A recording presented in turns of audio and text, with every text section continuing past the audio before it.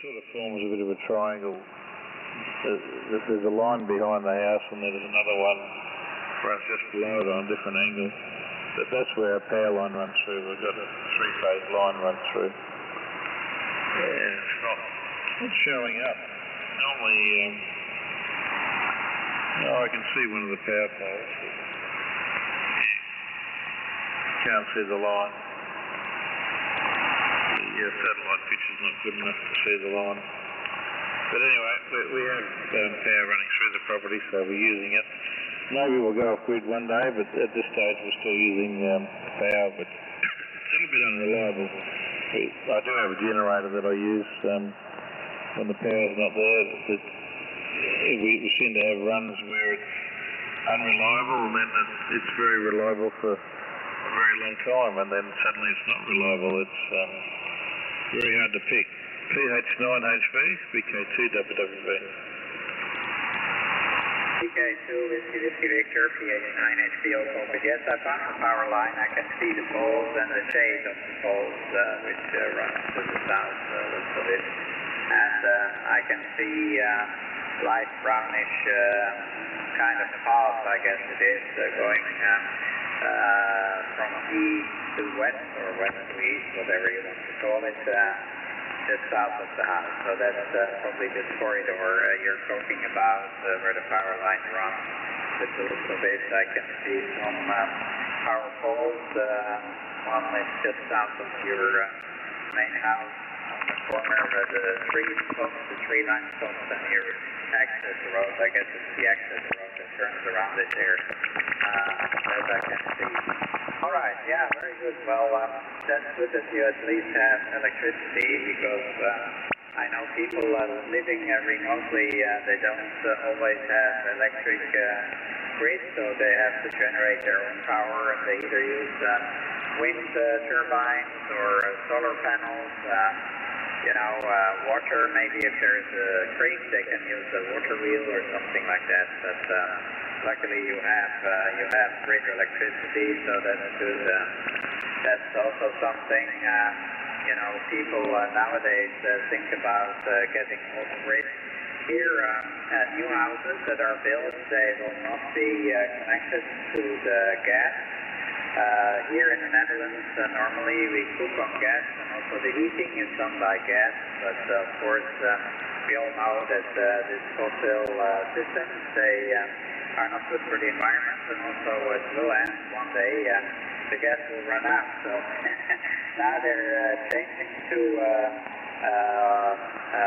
the electric systems, like the pumps, the heat pumps, for heating, and for cooking, of course, electric. We already have that as well, this inductive electric cooking, which works really like a gas cooker. It's instant on, instant off, which is great, but of course you need a good electric connection. We don't have solar panels. We do make our warm water with the solar system. It's called a sun boiler or a solar boiler. It's quite efficient. I think it has almost 80% efficiency, which is pretty good for the system. It's called heat pipe. I'm not sure where it's from, actually. It has these pipes where glucose, alcohol-based fluids run through with the pump, and then when the warm water comes back into the system, it runs through the heat exchanger in a tank, and we have a 300-liter tank which warms up the water, and it can get really hot, up to 90 degrees, so just under the boiling point. And that water is enough for the four of us, to have showers and what have you, whatever you need in warm water in the household. And that's sufficient all summer, so we don't use any gas for warm water in the summer. But now that it's cold and the days are shorter, of course, this water heater system, I call it, the solar boiler, doesn't really work that much, because the days are short. We have only like 10 hours, or even less than 10 hours of daylight, and the days are cold, the sun is low, so really the efficiency is much lower than in the summer, and therefore we need gas to to add anything we need, you know, for the heating of the house, and also the warm water will be not enough to get this 300-liter tank going. It will warm up a little bit, but not enough to get really hot water. So now we're using much more gas than in the summer. And the gas price, of course, has gone up because there's demand now in the winter time. Before we paid like what was it? 130, maybe €1.30 per cubical meter of gas.